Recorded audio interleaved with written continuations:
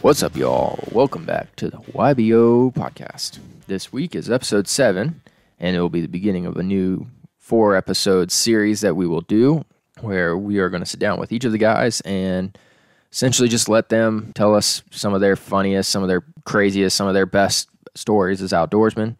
So if you want to tune in and have a little laugh or get to hear about the crazy adventures our boys go through, stay tuned for these next 4 episodes. And today is going to be the first one where we sit down with Mr. Keaton McGuire. Hope you all enjoy.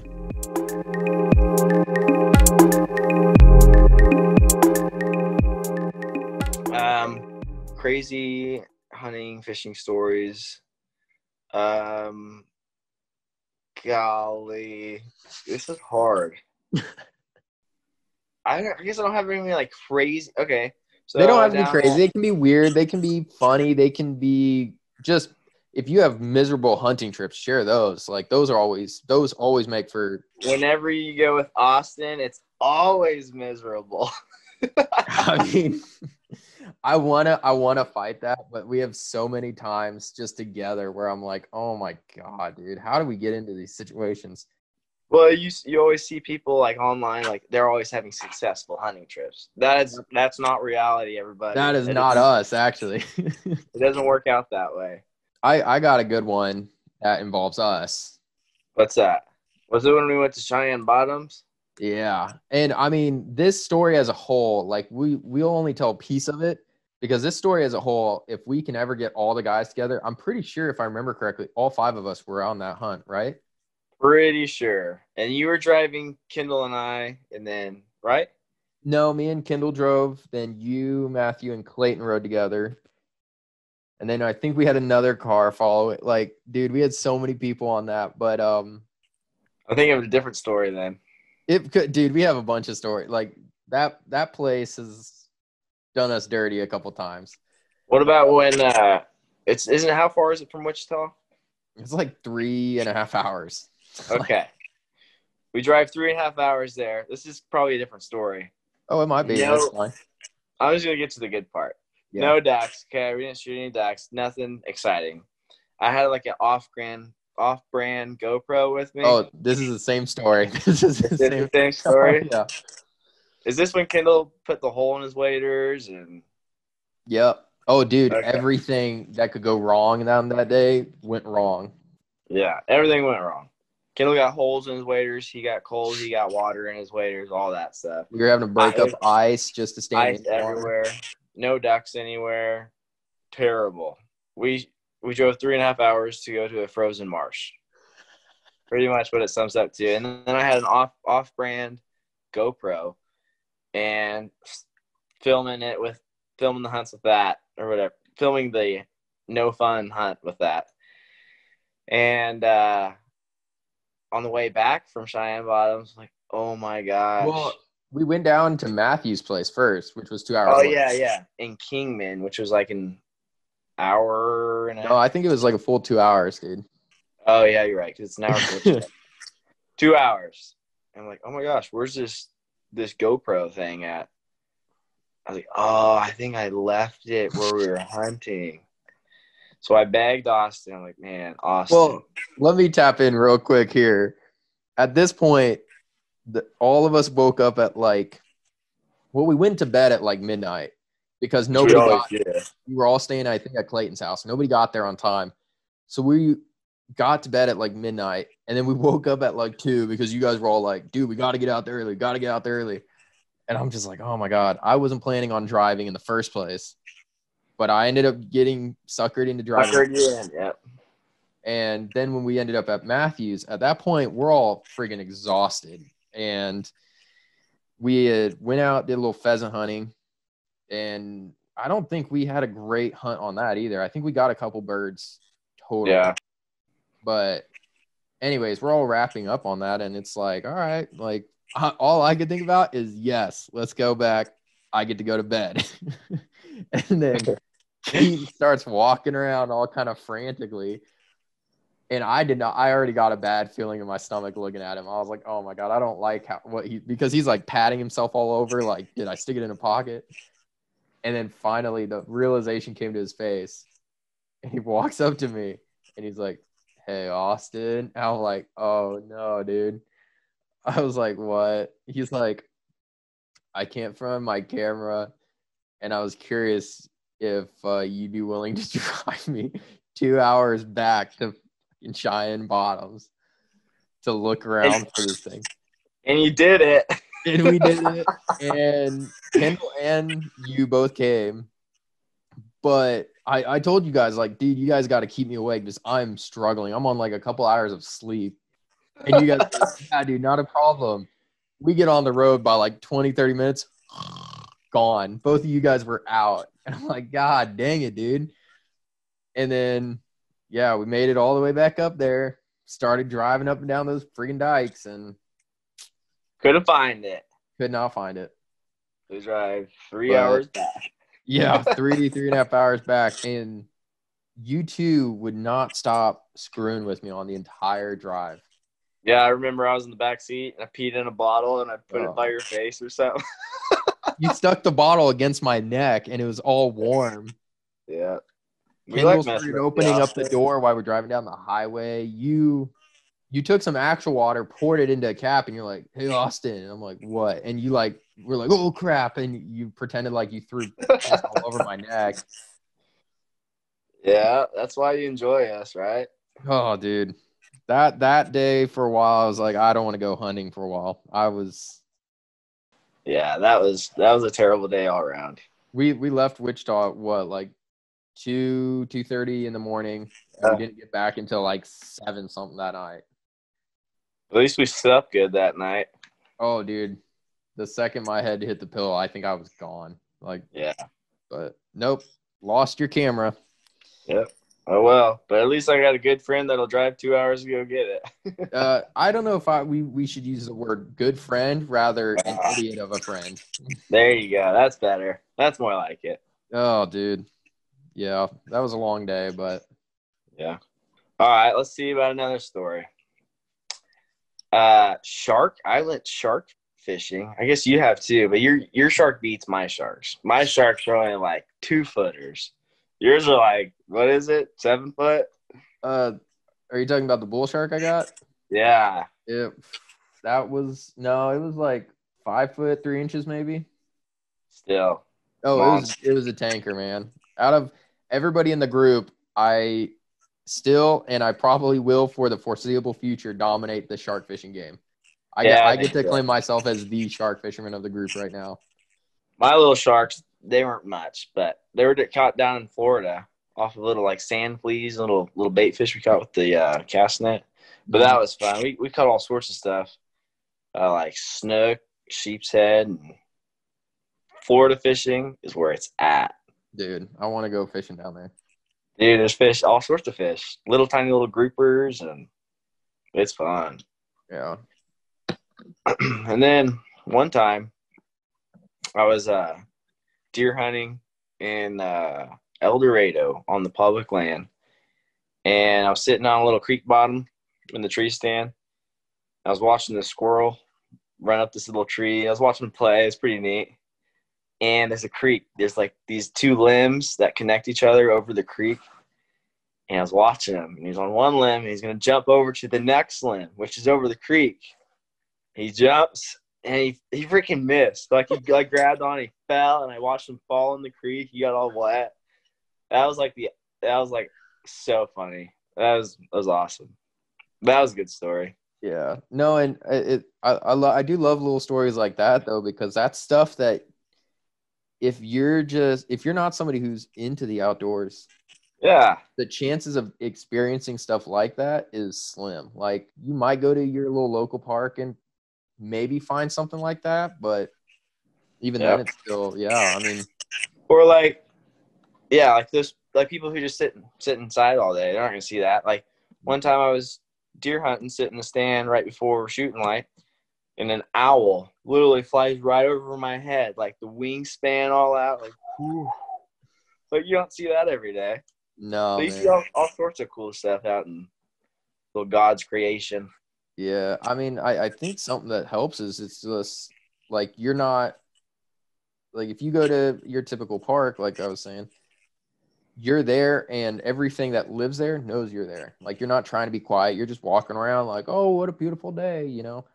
Yep. But obviously if you go out hunting, you're literally trying to disappear from the world because otherwise your hunt's screwed up. Like, oh, I'm trying to get a deer, but that deer over there sees me. Well, but no, yeah, there's just something about like uh separate in a way like you're trying to vanish within that kind of area and the animal kingdom doesn't know you're there and you But get then to you're see so them. you're so connected with it too. Yeah, I mean you literally get a front row seat to like Yeah.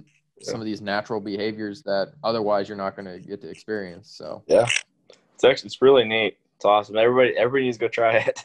oh dude, yeah, no, I mean I was out hunting one time and I was up in like a little tripod stand, which for anybody who doesn't know is essentially a chair up on three legs. You got Yeah. to climb up this little ladder on. And some of those little suckers get sketchy, man. Like if those one Oh, I lets bet. screwed up, man, whoop, you fall. But no, this was actually down in South Texas on Liz's ranch, my girlfriend. And I was literally just sitting up there and I had the gun sitting across my lap. So it was not in a ready position. Yeah. I carried my camera with me, which was sitting in my backpack because obviously I love doing a lot of the wildlife photography stuff that you definitely know that. Yeah. But I was on my phone. I think I was playing a game because nothing was moving. So, you just sit there and you're like, all right, well, if something comes out, cool. But at the moment, I'm just going to chill. And kind of out of like, I had my phone down toward my lap, but like, I guess not the corner of my eye, but like up on the top side of my eye, I could just barely make out in my peripheral. I saw some movement. So I like bring my eyes up, like, what was that? And there was just a big ass bobcat that just walked straight out into the little road that I was sitting on Yeah. by like 15 yards, maybe. What? Yeah. And he easily had to be like one of the biggest bobcats I've ever seen, too. Yeah. And so, yeah, he walked out and I stopped and I froze. And all I could think is like, damn it, my camera is in my bag and I can't really reach around without making noise or movement. I had my gun, but it was in a position that was pretty awkward to like maneuver without doing too much. Yeah. And so I was like, but I do have my phone. So I went to camera, boom, record, and I brought it up. And it's not a great video, but as I'm kind of moving a little bit, this little sucker kind of stopped and he was like, what the hell? And we just straight up locked eyes for minutes. Yeah. The entire time he walked in the road, he was just staring at me like, you better not pull something up there, bud. Yeah, he just walked off, but it was cool. Random Bob, bobcat just walked out. Bobcats are neat. I've seen a few, like two of them play together one time. So Oh, have you really? yeah, out in Roselia, Kansas, and like Mm. it was cold. It was really cold that morning, and saw two of them just playing around. Not for long, but it was pretty neat. So like God again, dang, like dude. the stuff people don't get to see in their home, kind of thing. Yeah. Yeah. Oh yeah. I mean, it's one of those things you don't realize you're missing out until you get those experiences, and you're like, oh, Yeah. dude, this is cool. But yeah, I don't think you told me your little bobcat story before. Yeah, I've seen quite a few. It's kind of neat, but that one was the coolest one where they get to play with each other. Oh yeah, dude. That's now. I think Kendall one time he knows, and at the time he knew I really wanted a picture of a bobcat, and I still haven't gotten a good picture of a bobcat. Yeah. But he sent me like a picture of just a gorgeous one, perfectly sitting like 50 yards in front of him. Like he was up in a Yeah. tree, and this thing was just chilling, looking around at what's going on, and like, oh. And so yeah, he sent that to me, and I was just like, oh, you bastard. You get all Like, jealous. but Yeah. no, yeah, I agree. The just getting to experience that whole different world is Yeah. pretty dope. And then sometimes those experiences could be kind of frightening. Like one time in South Texas at the ranch I used to work on. I was and had a chainsaw in my hand. I was cutting down some trees that were growing into the fence. I was cutting it down. I was there for a while. I looked down to my left, and there was a hole I didn't notice, but there was a big old rattlesnake just sitting in there. So Oh God. I was like feet from it. Like, oh gosh, it scared the crap out of me. But I was like, I was there. It didn't bother me. But it was like, man, kind of made me jump a little bit. Yeah, yeah. When you're like staring at a rattlesnake and its fangs, man. Yeah, and then like we usually like to get rid of those rattlesnakes because they could possibly get the deer that we're raising on the ranch. So we ended up shooting it, but it had a whole rabbit inside of him, giant ass rabbit. It's kind of neat. Are you serious? Yeah, is that a whole rabbit? Wait, is that the picture of the picture of a rattlesnake that you're holding? Yeah. There's a rabbit in that thing. So if you see on the picture, there's like a little thicker part. That's where the rabbit was. Yeah. Wow. I did post that on the website. So if anybody, it's been on our social media, but if anybody wants to see, go to youngbucksod.com. Our trophy room, which I don't know if Keaton, if you've seen that yet. But yeah, I started like a trophy room page, which is basically where some of our most successful hunts and fishing trips have been. And yeah, I did come across your rattlesnake picture, and I was like, whoop, that goes on there. So there we go. There's so a that big is old on there. rattlesnake. So if anybody wants to go find it, but Yeah. No, I guess that kind of spurs a question. Have you ever tried rattlesnake? Like, did you guys cook that sucker up? We were going to, but we ended up not. We should have. We should have probably ate it, but we never did. Oh, dude, you should have. Rattlesnake is. Is it good? See, I've heard both sides. It's good, but it's sometimes I've heard people say it's not good. So I don't know. I mean, part of it is just like how you prepare it. Like when I hear certain people say, "Oh, this isn't very good," I'm like, "Well, what'd you do for it?" And they tell you it's like the most basic thing ever. Like they don't season it, they don't do anything. You're like, "Oh," I'm like, I wouldn't even do that with regular. Like I wouldn't just cook a chicken without any flavor to it. Just eat it. Like, but what's up?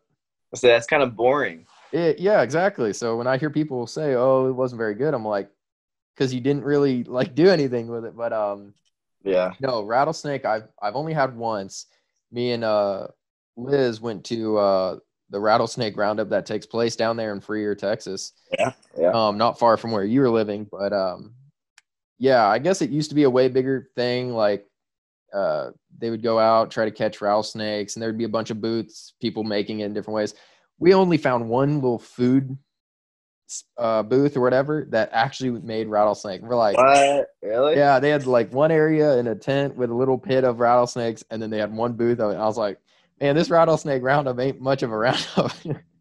But no, me and Liz, we saw that there was rattlesnake up there, and we were both like, boom, we got to try some of that. Yeah. And if it wasn't so salty, like the folks that were making it way oversalted this rattlesnake. So it was pretty rough in that regard. But if it wasn't so salty, it would have been freaking delicious. Was there like a chewiness to it? I don't feel like there was. I feel like both of us. I mean, they fried it up, and whatever their seasoning for the fry, the breading was, had way too much salt in it. But yeah, no, it was it honestly, I think it tasted a lot like chicken. really? Yeah, just like everything else. basically. I mean, it was it had differences though too. It's been a while, so I just don't remember exactly, but it was primarily, it just kind of tasted like chicken. So yeah, if you ever get a chance, you definitely like I wish you would have cooked it up, because I bet you would have been like, dude, this stuff's pretty good. So yeah, I should have. Next time I will. Yeah, no, it's all good. I mean, I heard cleaning those guys can get pretty tough. Yeah. So. Have you ever been morel hunting? Looking for morels? Oh, the mushrooms? Yeah. I mean, I don't really like mushrooms, so I've never done it. But I know you and Kendall do it a lot. Oh my gosh, it's so much fun. Like, you just go out in the woods, like late April or whatever, looking for these little tiny things popping out of the ground, and you cut them off at the bottom, but they are so good. Yeah. I mean, a lot of people I've heard say they like them. For me, I just can't. I don't like mushrooms, so I've not. It's different than like your regular old mushroom you get from the store. No. Like, How about this? Next time you get one, if you're willing to share, then I will try it. I'm not just gonna get one. I'm gonna get a whole bucket full. Well, yeah, I'm just saying I'll probably try one. Yeah, I'll make it happen. You're gonna have to try it. It'll be Okay. good. Well, my question, like, I guess, how do you know what's a morel mushroom versus any regular one? That's the fun part. You just keep trying them. Oh, dude. No, I'm just kidding. They're like it almost looks like a sponge, but like a rounded sponge on top. We got little holes in it. No, But they're okay. like a yellowish color. But yeah, they all look the same. Oh, and then some of them kind of, I don't know. There's two different kind of morels that we find. There's like more tannish, looks like a cap on it, but has those holes in it. Then you have those long, skinnier ones that are like yellowish. But yeah, we really don't mess up which mushrooms what. They're pretty distinctive looking. Okay. Well, that's kind of reassuring because I guess part of the reason I don't like the idea of mushroom. I mean, I can't get by the texture more often than not. That's one of my biggest things. I do not like the texture of mushrooms. It's Okay. like all squishy and Yeah. But I've heard horror stories of people mixing up their mushrooms and they eat something that gets them so sick or even kills them. And I'm like, what? They're probably seeing unicorns flying in the sky or something. They're tripping, man. Yeah. Don't morels make a pretty penny like with restaurants or something? Like, don't some people Yeah.